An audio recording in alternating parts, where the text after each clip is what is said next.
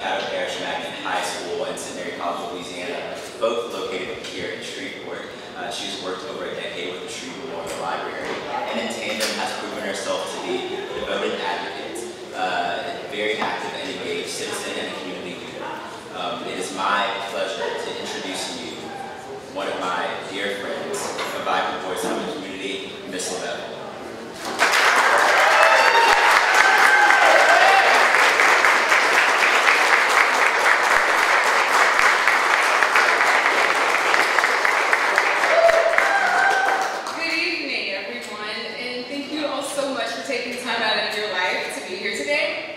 I'm thrilled to be here tonight, and I'm excited about what is to come for Shreveport. By now, you've heard I'm a product of Caddo Parish Public Schools and the Shreveport Liberal Arts College. I'm also the child of a police officer and an educator. My parents were both from big families, and I'm proud to be woven from the fabric of people who value education, sacrifice for family, and love of Jesus Christ. After graduating from St. Mary, I moved away briefly to California. When I returned, I was comforted by Shreveport's consistency, but also ready to see Shreveport seize new opportunities. There's a lot of beauty here. Our architecture, our shoes, our arts, and our culture. This city has a diverse and complex heritage that should be celebrated every day. My immersion in historic preservation has been a big factor in my desire to learn more about city planning, gentrification, and why it's hard to maintain livelihood for everyone as things begin to improve. The Shreveport that I love and I'm proud to call home has afforded me opportunities to speak to and learn from people of different races, religions, and generations. This is in part because I was raised by parents who taught me that no part of this community is off limits to me. I've never shied away from walking into a new space or a new experience for fear that I would not be accepted, did not deserve to be there, or did not belong. In turn, I try every day to make every opportunity to help other people feel that exact same way. Regardless of where you come from, Shreveport and the world are here for you to learn new things, share new perspective, and contribute to making life better for those around you. When I was born, my parents lived in Queensboro. When I was a toddler, they moved to West Hills.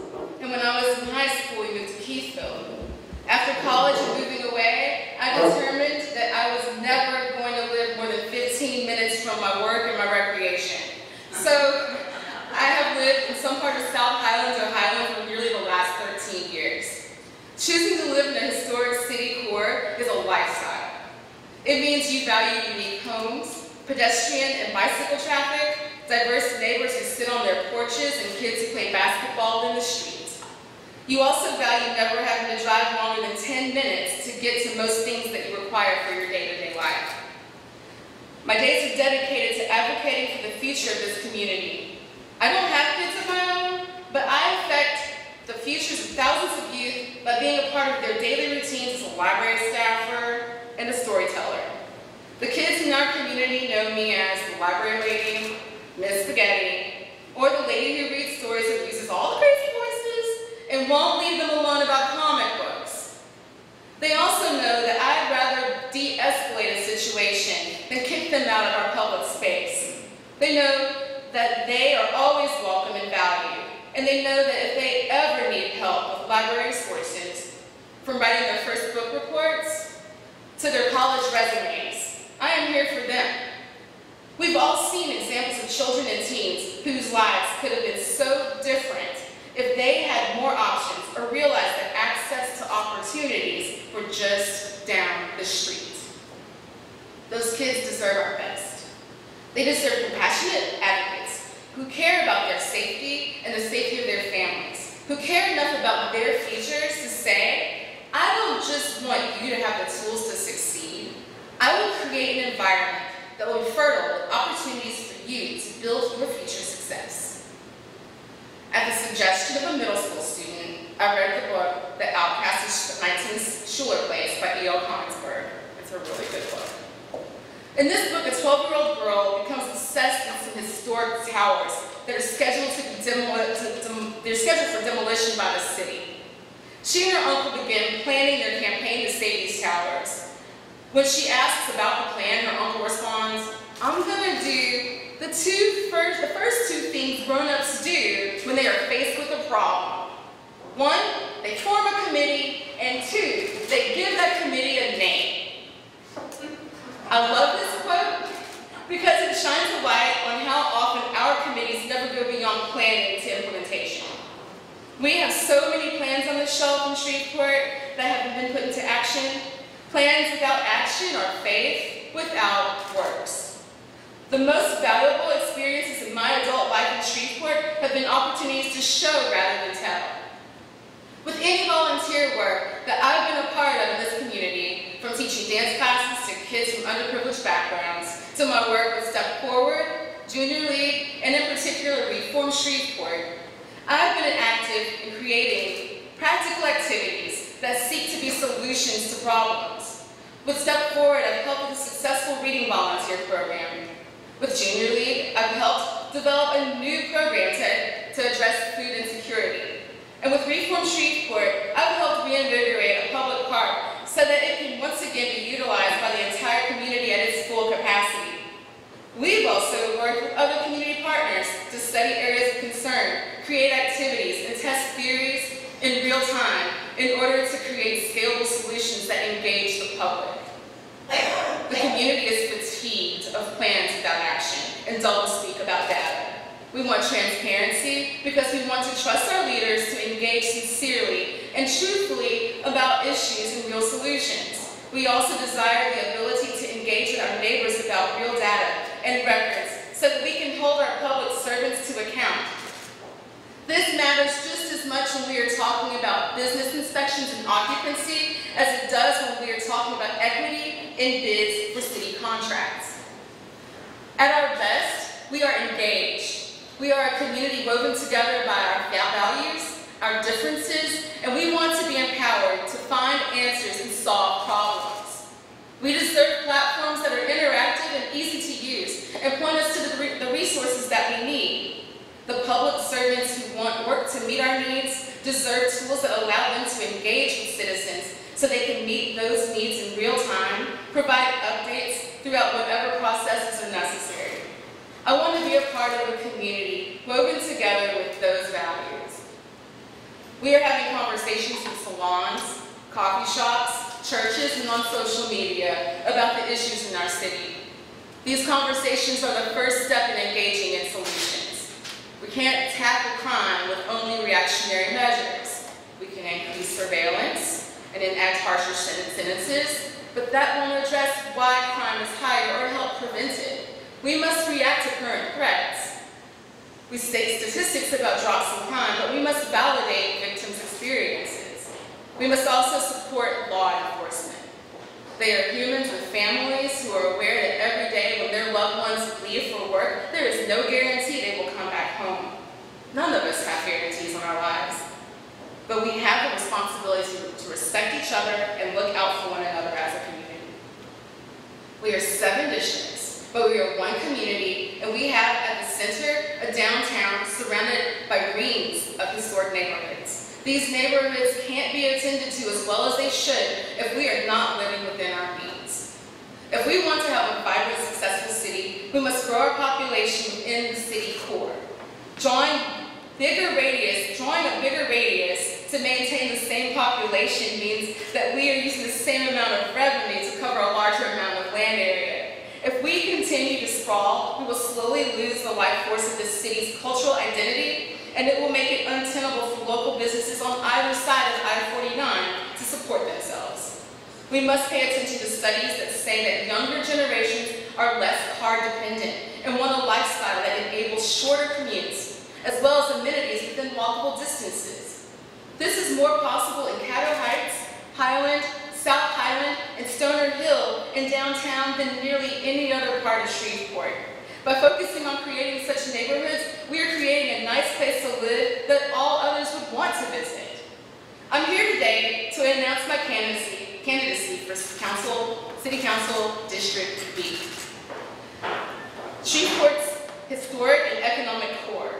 Without a prosperous core, we have a brittle community and a fragile economy. Our citizens deserve leadership that will support them, advocate for their concerns, and provide them with the vibrant city they deserve. Let's never lack imagination.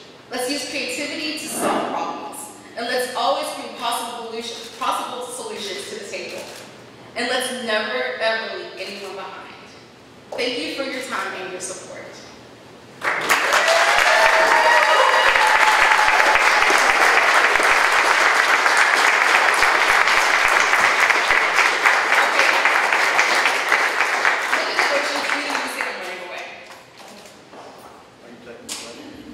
No, we're cueing the music, creating a diversion, and I'm running away. I didn't understand what you said. I said we're cueing the music, creating a diversion, and then I'm going to run away to eat a muffaletta. We'll now open the floor for questions. Let's do this in a very civilized manner, so to speak. We'll open the floor now. Behind you. As a public employee, are you aware that while you are working at the library, you will not be able to do political activities? Actually, there's an Attorney General ruling about that, and we are allowed to do political activities. However, if I am elected, when I'm elected, I will have to have a change in status from being a library employee.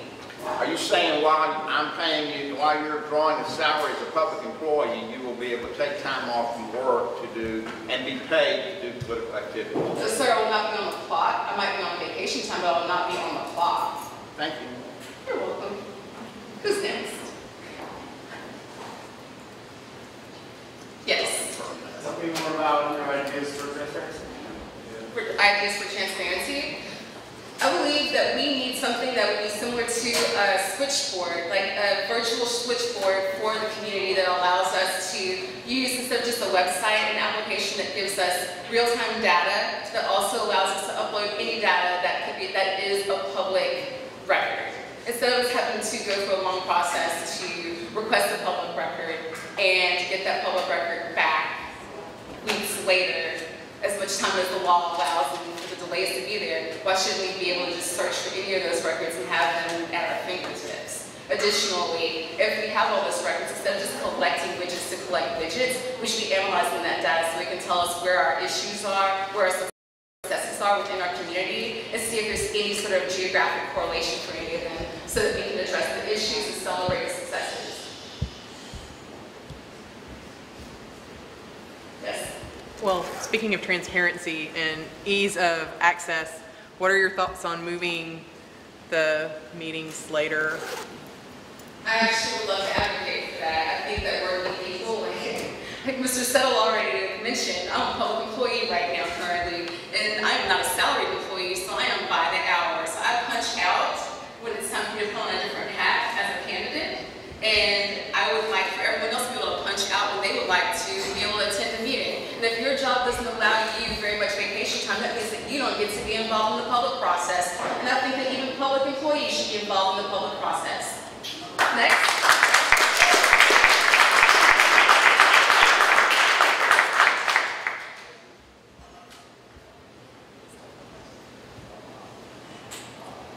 We're going to keep asking all the questions. Yes, sir. Tell me about what you think we can do for our neighborhoods in the core. What can we do for our neighborhoods in the core? We can look at our neighborhoods that are more vulnerable and start paying closer attention to them. There are other communities that have used federal grant money to do things that are going to be more environmentally friendly and sustainable to allow them to create drainage areas, to create complete streets, so that you have areas that shouldn't have to rely on cars for transportation now able to use better public transportation or bikes or be able to walk so that they can get to the amenities they need to get to their jobs without having to depend on a car. I think that's the first thing that we can do as a city. We shouldn't be focused so much on the things that government doesn't do well. We need to get back to doing the basics. Roads, infrastructure, taking care of our people and making sure that they are all safe. From there, we can incentivize practices within a community for better landlords. We can also create pathways to home ownership. That would strengthen a lot of our neighborhoods. There are a lot of people that are paying a lot more rent than they would if they were actually owning a home. And if we have better pathways to home ownership, we'll see stronger neighborhoods and stronger communities. Yes? Of the 7 city council districts, there are only 2 that don't have land that's outside of the what we call the loop, right? So 31, 32, 220 is. How do you work with other city council members as they're elected to focus on the core when those districts have land that kind of falls outside of what the master plan considers to be the primary area of interest? The first thing is that as legislators, we're a team and we have to be able to work together, and you can never be so rigid in your ideas that you don't have the elasticity that you need to work with other people. But what I would love to see is people do the math and realize that even as we annex in more land, we are spreading ourselves very thin because the tax base is not growing when you do that. That is not to the benefit of anyone, regardless of how much land area you have. In fact, I would hazard to guess that a lot of those council people would like to not have to drive so far across their districts to be able to help their district. They would like to see more density in their areas as well as in the downtown. However, a stronger core means a stronger city. Yes, Mr. Settle? You mentioned that annexing property does not increase the tax base. I disagree, but maybe you could ask Councilman Everson. At the last council meeting, they annexed Lucian Fields, which is just, I cycled by that. It's on the corner of Wallace Lake and Old Burke Coons. Are you saying that annexing in subdivisions that already meet city standards as far as streets and drainage does not increase the tax base?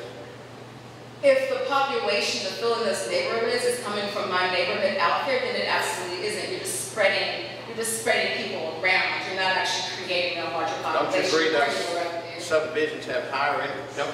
No. I thought that subdivisions that had big houses had to pay more real estate taxes. They might be paying more real estate taxes, but they may not be equitable to the amount of resources they're using to get all of those resources out to them. And then there's deferred maintenance. We're not putting away the money that it's going to cost year after year after year to pay for the maintenance on those things when they do become a hazard to the city. That's the reason that we can't afford it. Even if we think we can afford it right now and the here and now, that doesn't mean that we're doing anything right now to be able to afford the repairs on it in the future.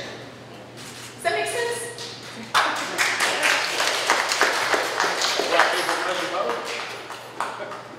Yes, ma'am? What is your gut instinct to do, to say, when there's a shooting or a death that happens in your district? Part of the question. The second part is, what influence did Jeff Epperson have on you deciding to run? Can I answer this backwards? Take the easy part first. Jeff and I have been friends since he was in high school and I was in college. We worked in a little cafe on Line Avenue named Ethereal. And his friendship has meant a lot to me over the years. Now, back when he was involved in politics, working for Mayor Landrieu, I never would have thought about doing anything like this. And even when he ran his first and his second time, I was just happy to cheerlead from him from way over here.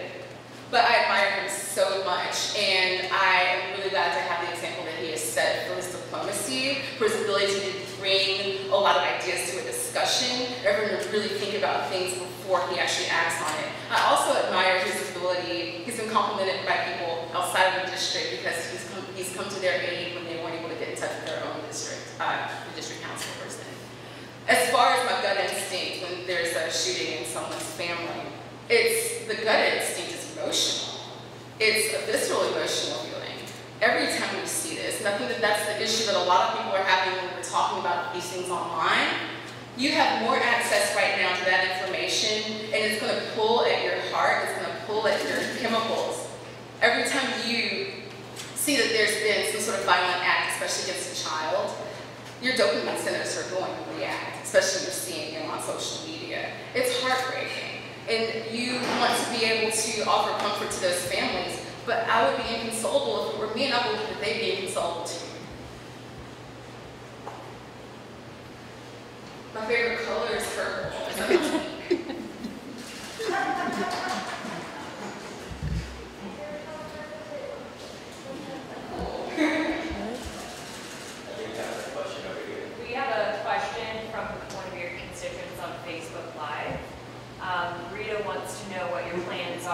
stop bulldozing green areas in your district only to put a building that might be abandoned, you know, years down the road? What is your plan for the urban sprawl, so to say?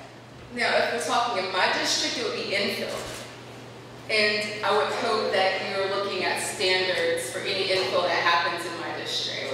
Now, that district is very diverse. In some areas, it's a little bit industrial, and we have areas that are very, very historic, and we have some houses that are like lower income housing. I would like to see things be as conforming as possible, and I would like for there to actually be repercussions when things are not. For instance, the libertarian point of view would say, if I buy the property, I can do whatever I gosh darn want with it. It's my property and I do what I want. But we have rules in this community about demolition, and you have to apply and do the paperwork and get permission to demolish a building. And that means people are going to want to know why you're going to demolish that building. So when it comes to those things, you should be in compliance and not just do what you want to do because you feel like it. And we don't really have repercussions when people do what they want. Now, if as a community we decide that's not a standard we want to uphold anymore, that's another discussion. It's a discussion that should go out to the entire community. And it's the one that's really contentious right now.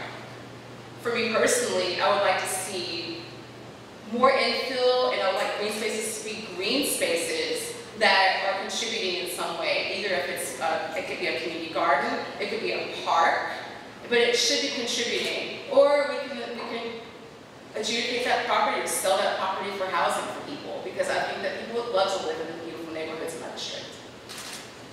Got a question over here. Would you comment on the proposed development and the business model along the bayou? I didn't see that. Are we speaking about the cross bayou and 12 Mile bayou? I believe that creating a huge development is a huge risk. People say no risk, no reward. I believe that we have a lot of area right now that we can be developing in before we decide that we want to take on a green space that's next to our Browns field that is going to need billions of dollars worth of remediation possibly. That's a huge investment. We have a lot of other areas that we could be creatively doing infill within. I think that if a private investor wants to come in and take on that entire project on their own, be it over 5 years or 30 years, that they should at the very minimum give us concise, specific, and explicit plans on how they want to shape that area, and that maybe we would want to at least have some idea what that looks like. But I would really think that if we're going in that direction, some of the green space would be preserved, and that the rest of this would be done with private funding completely. It's kind of hard to argue when it's private funding. But I would like to incentivize people looking at the areas that we could infill, and if we were able to provide some sort of incentive for that, I think that would be a much better model for us as a city than just demolishing another, like just ruining a green space when we don't even know like how many rights we have to the things that are surrounding it, like the Browns field. I think John Sullivan applauded on something. I think that means you agree with me. Okay, Keith. All right. So crime stats, you talked about that. You talked about surveillance being an option, but the best option is the long-term solution. So tell me some of the ideas that you have for long-term solutions to lower crime. The long-term solutions are going to be things that are somewhat in the scope of the city council and in city government, but a lot of it is going to be a community responsibility as well as a school board responsibility, and there are also a lot of nonprofits that are already leading the way on this. One thing is just addressing trauma and stress, toxic stress that are related to trauma, and we have a lot of that, more of that than we should in this community. We have 25% of people living at or below poverty, and that means that we have a lot of people that are experiencing toxic stress, and the way that they cope with their stress affects their children. It creates cycles that are really hard to break. But if we have the resilience in our community to understand those needs, we can be a better community in strengthening those bonds and providing support for those kids or those teenagers or those parents within the community to make their lives better, to improve their quality of life so they can break those cycles. I think that's a major part of our issues in crime. I think another one is education. and another one is jobs. These things all go together though. We are not going to be able to have someone drop an industry out from the sky to save Shreveport. We have to save ourselves. We save ourselves by providing opportunities for education. We volunteer to help kids and educate them ourselves. We also support local entrepreneurs. We help them build up that local economy, and they help them build up these young people that need these skills. And whether they stay in Shreveport or not, we try to provide the kind of environment that they want to stay in.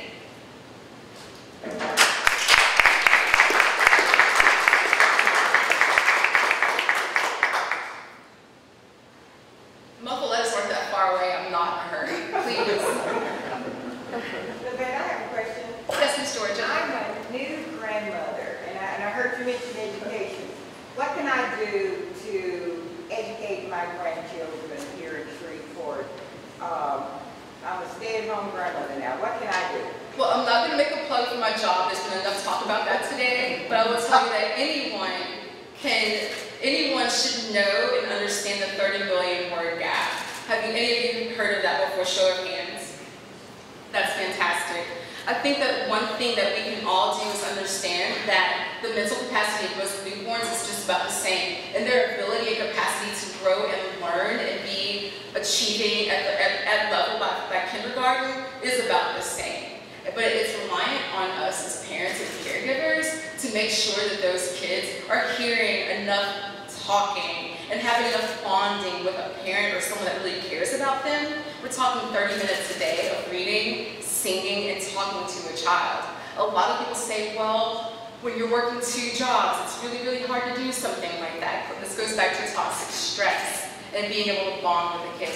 Keith and his wife didn't need anyone to tell them to talk to their child for 30 minutes every day. The oxytocin kicks in naturally. You want to bond with your baby, and you're making ridiculous sounds that you never thought that you would make. Oh, you're so cute, I love you so much. You're talking, you're bonding with that baby. No one has to tell most of us that. But now science is showing that kids from middle-class families have a 30 million word advantage over kids from poor families when they start preschool and kindergarten. And that the thing that will correct that is just talking to, singing to, and playing with, bonding with these babies when they're young. Just reading stories to them, bringing them to visit me where I work, or just when you're in the car or on the bus, pointing out little landmarks along the way. It's building their neural pathways in their brain. The more experiences you have, they're little sponges. The more experiences they have, the more avenues that their brains have so that they can learn more and have a larger capacity to learn as they grow. Great question, Ms. Georgia.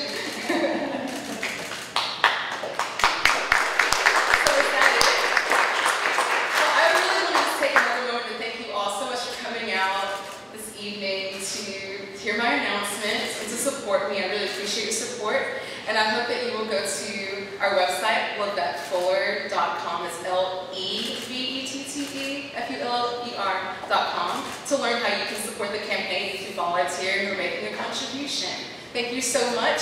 Additionally, I'd like to let you know that the next event is actually going to be about toxic stress and adverse childhood experiences at Key Mexico, which is out of district. I wish we could move them in district, but we love them. But at Key Mexico, we're going to talk about toxic stress over tacos on June 5th at 6 o'clock.